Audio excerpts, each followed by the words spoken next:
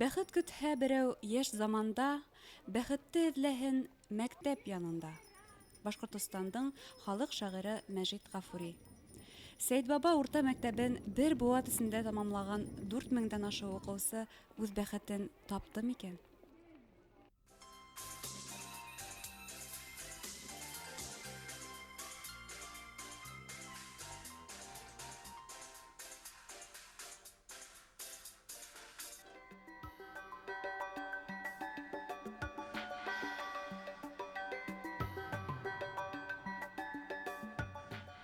Республиканың иң абруйлы уҡыу йорттарының береһе Ғафури районының Жәлил Кейекбаев исемендәге Сәйетбаба урта дөйөм белем биреү мәктәбенә 100 йыл. Күптән түгел генә үҙенең 300 йыллығын билдәләгән ауылда бына инде бер быуат белем, тәрбиә һәм иман усағы балҡып яна. Ошо усаҡ яҡтыһында белем алғандар, янында йылынғандар 2 сентябрҙә мәктәп ихатаһына йыйылды. Һабаҡташтар менән осрашырға, уҡытыусыларына тағы ла бер тапҡыр баш эйергә, рәхмәт һүҙҙәрен әйтергә йыйылды улар. Ана мәктәп, 2 ҡатлы бина, аса булыр белем асманын. Күңелем түрҙәрендә йөрөтәм мин Мәрйәм Гәрәева баҡсаһын. Үткәндәрҙе ҡарлуғастар итеп, хәтер сымдарына теҙеүем, буй һәм шаҡмаҡ дәфтәр юлдарында бала саҡтың эҙен эҙләүем. Тәүге уҡытыусым Ахунова, ситтән килгән апай, зыялы, Сәйетбабам уны ситләтмәне, зыялының теймәй зыяны. Сыңлап тартылғанда хәтер сымы, Үтәгәновтарға 1000 сауап, моңдарың һуң кемдән тигәндәргә, Хәннән Байбулдиндан бер яуап. 2-2-4 ул 5 түгел тип, Ғәзимә апай туҡый, баш ҡата. Математиканы белмәйһең тип, бер синыфташ миңә таш ата. Сапраматым минең йондоҙ һанай, 2-2-4-тә түгел дә, Асия апай, рәхмәтем ҙур һиңә, имләгәйнең китек күңелде. Имеш һәләтем бар шиғриәткә, ышандым да ҡуйҙым дыуамал. Аңлағанһың апай хәсиәтемде, ысындырмағанһың юрамал. Рухым бағыусылар, уҡытыусылар, һабаҡтарҙы һеҙҙән мин алдым. Хәтер сымдарына ҡарлуғастай, теҙеләһегеҙ шуға иң алдан. Исемегеҙ иҫтә, бәйнә-бәйнә, атамаһам әгәр биғәйбә. Мәктәбемде мәртәбәле иткән һәр берегеҙ миңә пәйғәмбәр. 100 йыллыҡ юбилейын ҡашылаған мәктәп менән Ғафури районында уҙғарылған йыл директор конкурсында еңеп сыҡҡан Рәмил Латипов етәкселек итә. Уҡытыусылар быйылдан 2 йүнәлеш буйынса, филология һәм тәбиғи фәндәр буйынса профилле уҡытыуға күсергә ниәтләй. Мәктәптең киләсәге өмөтлө. 1 синыфҡа быйыл 35 бала уҡырға килгән. Уҡыу йорто өсөн 2 сентябрь тағы ла иҫтәлекле ваҡиға менән бәйле. Юбилей ҡанлы мәктәп тарихы музейы асылды. Был музейда асҡан саҡта иң күп ярҙамды әлбиттә беҙҙең ветеран уҡытыусыларыбыҙ ярҙам иттеләр. Шунан һуң үҙебеҙҙең дә йыйған класс етәкселәре менән берлектә йыйған материалдарыбыҙға таянып инде ошо музейҙы эшләй алдыҡ. Элекке сығарылыш уҡыусыларынан фотолар йыйҙыҡ, һәр береһенә әйткән берҙәре үҙҙәренә рәхмәт улар килтерә, ярҙам иттеләр, инде килтереп бирҙеләр. Әле лә бөгөн дә бына күрәбеҙ, беҙҙең класс юҡ бында тип килтереп, өҫтәлмәләр индереп торалар инде. Һәм артабында шундай өҫтәлмәләр булыр тибеҙ, сөнки әле музей тулыландырылыу өҫтөндә, артабанда тулыландырылыр. Күп фотолар әле етмәй, күп фотолар етешмәй. Һәм бына ошо фотоларҙы артабанда алырбыҙ, табырбыҙ, һәм тулыландырырбыҙ, байтырбыҙ тибеҙ инде музейыбыҙҙы. Үткәнен белмәгән кеше бөгөнгөһөнөң дә ҡәҙерен белмәй. Сәйетбабаларҙың ошолай шаулап гөрләп мәктәп юбилейын уҙғарыуҙары яҡын-тирә ауылдарға ғына түгел, тотош республикаға билдәле күп шәхестәргә белем биргән. Беренсе мөғәллим Сабир хәҙрәттән башлап, барлыҡ уҡытыусыларға ихтирамдан килә. 100 йыллығы тураһында һүҙ сыҡҡас, бигерәк тә уның мәҙрәсәләр асылыу тарихын Ғәниәт Сафиулла улы Кунафин архивтарда булып, ул тулыландырҙы. Һәм шулай әйтәм, нигеҙҙә 1906 йылда уҡ беҙҙең ауылда мәҙрәсәләр эшләгәнлеге иҫбатланды.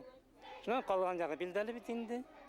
Шулай икәүләп, бына шулай итеп, ауылға бер ни булһын тип, изге бер эш булһын тип, шулай bir kitap сығардық инде. Кыскасы гына. Менә әгәр дә китап халкыбызның, авылыбызның мәктәбен биткән тарихын нитеклен сагылдыра икән, әлбәттә бөтәһен дә тарихка хайдырып булмай. Килер буындар, менә киләсәк яшьләр тарихта һаман дәвам итсәләр, кызыксынырдар дигән уй менән яшәйбез инде. Мәктәбе менән данлы, данлы кешеләре менән данлы. Һәм ул ошулай булып калһын киләсәктә лә. Данлы мәктәпте данлы юбилей менән котларга байтак кунактар килде. Җәлил Кейкбаев исемендәге Сәйд Баба мәктәбен тамамлаучылар ояһынан ускан карлыгастардай бөтен илгә таралган һәм ысын мәгънәһендә туган ерен үзләренең фидакарь хезмәте менән бизәгән шәхестәр булып танылган. Бүген республикала олы байрам. Йөрәктә Гафури районында 100 еллык мәктәп һәр районда булмай. Һәм дә инде моның күк бөек мәктәп күп кенә районнарда юк дип әйтеп үтәргә кирәк. Ысынлап та, был мәктәптең тарихы белән танышкан вакытта төрле уйларга алып китә, еракка алып китә. Был мәктәптә кемдер генә укымаган да, кемдер генә сыкмаган. Тик аларда анап бөткеһез. Ысынлап та, Гафури халкы Сәйд Баба авылы үзләренең шәхесләре белән ысын күңелдән горурлана алалар. Безнең якташларыбыз Өфе каласында, башка калаларда, районнарда бөтә өлкәләрдә бик матур эшләп йөриләр. Һәм менә бүген күрәбез, күпме зур кунаклар килгәннәр. Мин уйлыйм инде байрам бик матур үтер. Был байрам барыбызның да истәрендә бик озак елларга калыр. Һәм дә инде күп олы буын ошо мәктәбенә килеп, укыган елларын исенә төшереп, яшь буынга үрнәк фәһем биреп, аралашыр дип уйлыйм инде. Байрам уңайыннан Сәйд Баба мәктәбе укытучыларына мәгариф отличнигы билдәһе һәм министерствоның мактау грамоталары тапшырылды. Димәк, уку йортының абруе уның үткәненә генә бәйләнмәгән. Республика мәгариф системаһының йөзек кашына әйләнгән мәктәп бүген дә һынатмай. Шулай булырга тиештер дә. Сәйд Бабаларның аң белемгә ынтылышы 20нче буаттың давыллы елдары менән һыналган бит. Авылыбызның ардаклы зыялы шәхесе Сабир хәзрәт үзе ир балаларга, кызы Зәйнәп үз өендә кызларга дин дәресләреннән белем биргән. Сак кына һуңрак Атып Мөхәммәд Шәбайның да мәдрәсәсе асылган. Улар дин дәресләрен башка дөньяви хәлдәр шул заманда сәяси вакыйгалары, тарихи вакыйгалар турында балалар күңеленә орлык сәскәндә. 1916 елда заманына күрә югары аң белемле мәгърифәтсе тиһәңдә ярарлык Аургазар районы кеше Биккулов атаулы мугалим килгән. Дөресрәгән мәгарифтең югары тәкъсилеге тарафынан алда яңа укыту өчен мәктәп асырга ебәрелгән. Ул зур авырлык менән мәдрәсә ачып балаларны укырга, язырга өйрәтә башлаган. Урыс теленнән дә белем биргән. Авылда беренче совет мәктәбе 1922-23 уку елында асылган. 1922-30 елларда 2 бүлмә типовой башлангыч мәктәп төзелә һәм эшләй башлай. 1934 елда Некрасовка авылы Тирмәнче Афанасийның йортын күчереп алалар. Уны халык Афанас мәктәбе дип йөрткән. 1932-33 уку елында колхоз яшьләре мәктәбе ШКМ, школа коммунистик молодежь асылган. Мәктәп директоры итеп авылыбызның иң ардаклы шәхесләренең бере Мөхәммәд Риза Мөхәммәдгалим улы Гилманов тәгаенләнгән. Ул абруй талантлы палатсан итәкче булган, тарих фәннән дәрес биргән. Халкыбызның буаттар буе бөртекләп йылган хазинаһы күңелләрне сафландырыр, милли юллары булган һәм әле лә бар. Милли әдәп, милли гадәт, әхлак, иман кануннары улар. Югарыда әйтеп кителгән һәм әйтелмәгән укытучылар исем мәгънәһендә кешеләр рухын сафландыручы, еребезгә кешеләргә аңна белем орлыкларын хибисләр булгандар. Укытуның яңа, заманса технологияларына ия булырга тырышкан бүгенге педагогтарның да эш тәҗрибәһе укыту тәрбия эшендә олы уңышлары хуплауга лаек. Бер буат исендә 5000-гә якын балага төпле белем һәм тәрбия биргән белем усагы үзенең тантанаһын билдәләй. Ошо вакыт арыганда мәктәпте тәмамлаган яшь егетләр һәм кызлар туган илебезнең төрле тарафларында физакар хезмәт итә. Шуларның арасында Сәйд Баба мәктәбенең генә түгел, бөтен илебезнең данын, мәртәбәһен, абруен дөнья кимәленә җиткерүче бик күп һөнәр ияләренә табырга мөмкин булыр иде. Шулай булгас, билим усагы үзенең укучыларының йөрәгендә билимгә, мәгърифәткә карата һөю уята алган һәм мәзәнәтле, рухлы, сәяси аңлы кешеләр итеп тәрбияләргә ирешкән. Бүгенге көндә дә Сәйд Баба урта мәктәбе укытучылары бар булган традицияларны дәвам итеп, яхшы, абруйлы укучылар сыгара. Һәм әйтергә кирәк, национальный проект буенча мәктәпләргә 1 миллион сум акча бирелә. Быел инде без Сәйд Баба урта мәктәбен беренчеләр исемлегенә куеп грантка тәкъдим итәбез. Сәйд Баба мәктәбе тураһында был тантаналы йыелышта күп йылы һүҙҙәр әйтелде. Байрам уңайынан әйтелгән ғәҙәти ҡотлау һүҙҙәре генә түгел ине улар. Уҡыусыларҙың һәм ҡунаҡтарҙың сығышында бер үк фекерҙе ишетергә мөмкин ине. Сәйд Баба мәктәбенең тарихы асылда башҡорт халҡының мәҙәни, рухи, интеллектуаль үҫеше тарихы ул. Сәйд Баба улы тураһында һәр ваҡытта ишетелеп тора. Гәзит биттәрендә лә һеҙ. Һәм бына һеҙ ошондай һәр ваҡытта алда булған өсөн беҙ бөтә донъя башҡорттары башҡарма комитеты ысынлап та ҡыуанабыҙ, ғорурланабыҙ. Ошондай беҙҙең ауылдар күберәк булһын ине. Ошондай халыҡтар беҙҙең башҡорттарыбыҙ күберәк булһын ине. Шул ваҡытта беҙ, башҡорттар, ҡормаҫ та инек.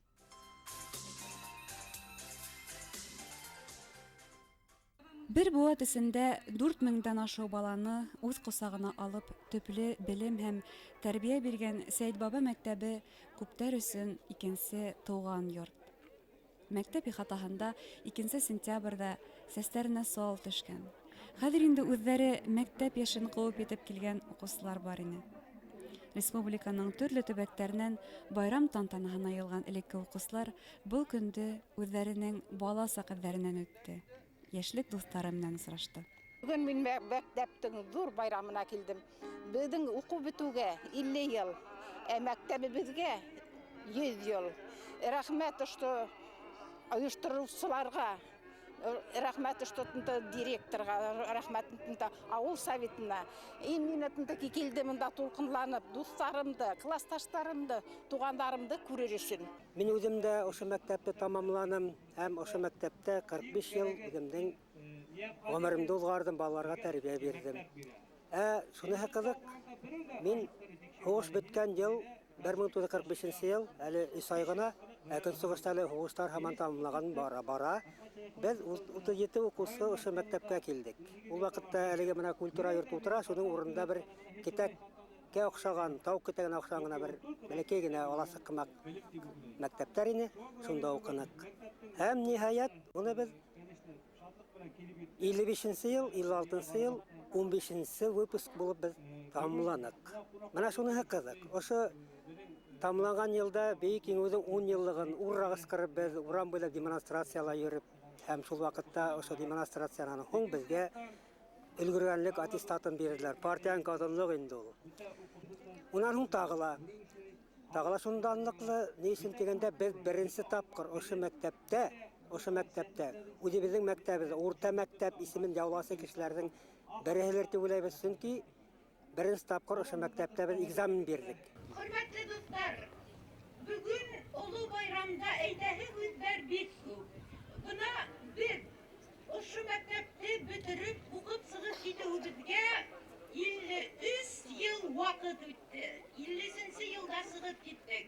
Һәм беҙҙең менән бергә уҡыған классташтарыбыҙ төрлө яҡтарҙа, төрлө һөнәр эйәләре булып, һәр кем үҙенең яҙмышын табып бына тигән итеп йәшәп яталар. Мин ғорурланам, мин шул тиклем хөрмәт итәм. Ошо ауылда тыуып үҫкән, ошо мәктәпте 1-нсе кластан алып уҡып бөтөргән, һәм ошо ауылда тороп ҡалып, донъя көтөп, бына тигән итеп йәшәп, ауылыбыҙҙы үҫтереүгә ҙур өлөшөн кереткән, мәктәбебеҙҙе үҫтереүгә ҙур өлөшөн кереткән кешеләргә бик ҙур рәхмәтлемен. Мәндем һуға елек алдым, һине яратып. Ағышланып, яратам да, ҡайтам йәнәтеп. Сәйит баба һиңә таба, юлдарым саба. Қарауылтау яулық бұлғап, аршымасыға. Бұл ерді біз яқташыбыз композитор Рәмил Ғимрани белән мәшһүр Сәйит баба ауылына һәм уның мәктәбенә арнанып. Ысынлап та мәктәп йырға тырышлы. Бұл мәктәптән мәшһүр кешеләрнең сығуы турасында әйтеп киттеләр. Бұл мәктәптән югары шәхестәр сыққан һәм мин ядусы буларак шуны билдәләр инем. Бұл мәктәп дөньяга 10 ядусы бирде. Җәлил Киекбаевтан алып, бuna бүгенге көнгә тиклем. Шулай итеп, Сәйит баба мәктәбе республикабызның бер генә мәктәбелә шул тиклем ядусылар биргән юк әле. Бuna шундай мәктәп һәм мин ошо мәктәптә укыдым. Мәктәп тупһаһы аша атлап, тормышта үз урынын тапкан шәхестәр, ошо мәктәптең укытучыларынан белем һәм тәрбия алучылар. Сәйит баба мәктәбе телче галим Җәлил Киекбаев, ардаклы прозаик Сәгыйть Агиш һәм ошонда укытып киткән башка күренекле укытучыларның йылы эҙҙәрен һаҡлай. Тырыш хеҙмәттәре өсөн абруйлы хөкүмәт наградларына лайыҡ булган укытучылар укыткан был данлы рухият һәм белем усағында. Байрамда матур, яҡшы кәйефтәр белән ҡаршылам, уҡыусыларым белән осрашам дип көтөп торам. 36 йыл буйына сығарған уҡыусыларым бар. Турыла бар, бәләкәйләре лә бар, ололары бар, кеселәре бар. Минең уҡыусыларым араһында әле генә килеп китте Кунафин Ғиниәт, Шайхулов Мәҡсүт бар, Гарифуллин Хатмулла бар врач, Байбулдин Рифҡат бар врач, Хасанов Рифҡат бар, сельхозда беткән. Шунан Килмөхәмәтов Рәшит бар, МВД мәктәбен бетеп, эстәрле эшләне. Касимова Фәридә бар уҡытыусы. Күп инде, был бер кластан гына әле. Ҡасандыр ошо мәктәптә өлгөргәнлек аттестаты алған һәм мәктәптең 100 йыллығын билдәләүгә күп көс һалған уҡыусыларҙың береһе филология фәндәре докторы Ғиниәт Ҡунафин Өфөлә йәшәүсе һәм эшләүсе Ғафуриллылар исеменән уҡытыусыларға һәм мәктәпте йылы, таҙа һәм яҡты тотҡан хеҙмәткәрҙәргә оло рәхмәт һүҙҙәрен еткерҙе. Мәктәп үҙенән генә үҙ аллығына мәктәп булмай. Ул бина гына. Мәктәпте мәктәп итеүсе ул беҙ уҡытыусылар, иң элек уҡытыусылар. Ысын бына мин иманым камил һәм ошо мәктәптә балалар матур итеп уҡыһын, уға шарттар булһын тип йүгереп йөрөгән техник персоналдар. Заманында беҙ хәтерләйбеҙ, ҡара таңдан сейле бишле утындарҙы ярып, беҙ килгәнсе мәктәптә эҙвала мейесе кластар йылынып торһон тип, һыуҙарын көйәнтәләр менән ташып йөрөгән апайдарыбыҙ, ат ҡарап һәм башҡа эштәрҙе бесәнен ташып, утынын ташып йөрөгән ағайдарыбыҙ, электр заманында электрла юҡ ине, шәмдәрен, керосиндарын һалып, шул эштәрҙе башҡарып йөрөгән ошондай персоналдар мәктәпте мәктәп итә. Кеше мәктәпте мәктәп итә. Бына әлеге ошо йыйын ваҡытында вағаз уҡырға йыйынмайынса ғына бая һиҙҙереп тә ҡуйҙым. Мәңге ябыҡ ишек бер ваҡытта ла шығырҙамай. Асылмаған ишек кемгә кәрәге бар ул? Бына мин бында әйтмәксе булам, һәр беребеҙҙең бер-беребеҙгә ҡарата булған күңел ишектәренең асыҡ булыуы тураһында. Күңел зиһен ишектәре беҙгә бер-беребеҙгә асыҡ булырға тейеш бит, туғандар. Һәр беребеҙ ишегебеҙҙе асмайынса бикләнеп ултырыша башлаһаҡ, беҙ әллә ҡайҙа китә алмаясаҡбыҙ. Бигерәк тә әҙ һаллы булған. Бына ошонда ул мәктәпкә ихтираммы, айырым кешегә ихтираммы, олатайыбыҙға ихтираммы, уҡытыусыға ихтираммы, элекке йыйыштырыусыбыҙға ихтираммы мәктәптә, бөгөнгө уҡыусы балаларға ихтираммы.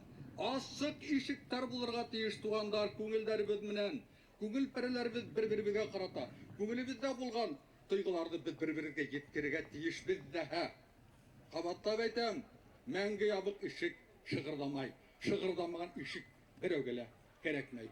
Бер-беребеҙгә ишектәребеҙҙе һәр ваҡыт асып торайыҡ. Күңел ишектәребеҙ, зиһен ишектәребеҙ асыҡ булһын. Бына мин теләк шул һеҙгә.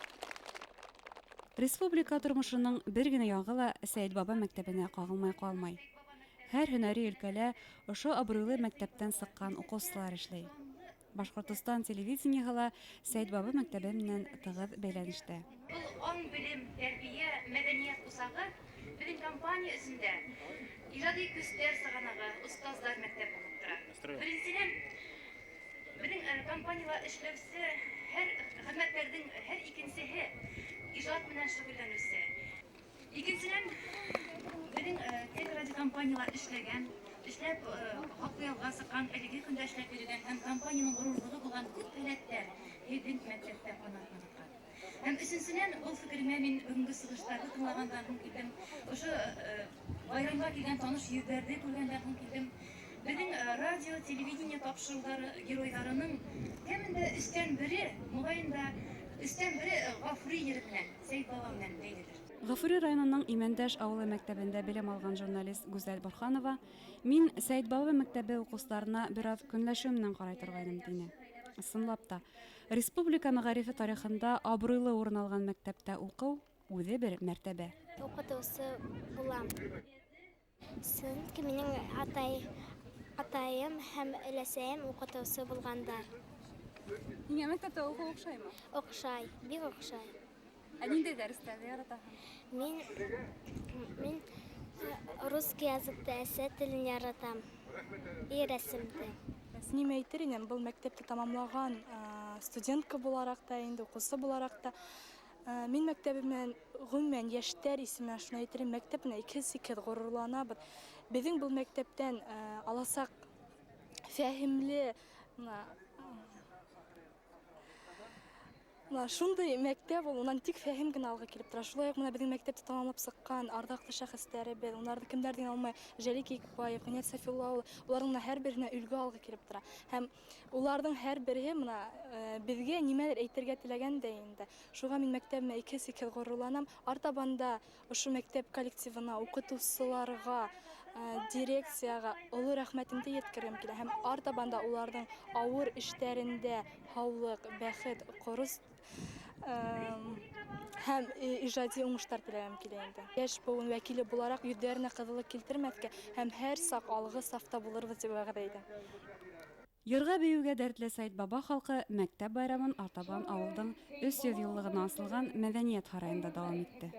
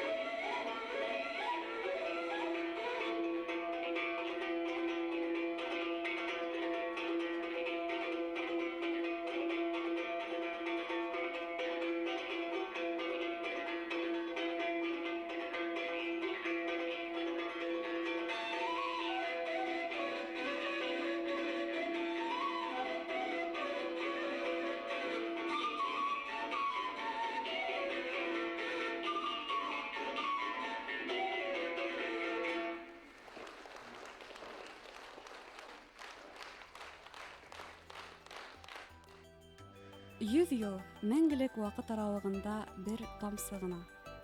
Күңелләренә бәхет орлыктарын йыеп, ошо мәктәп тупһаһын атлагандарның барыһы ла тормышта үз урынын тапкандыр. Тамсы булып тормыш диңгезенә үз өлешеңне индерү, артыңдан ярылып ятып калган эт калдыру үзе үк бәхет түгелмени?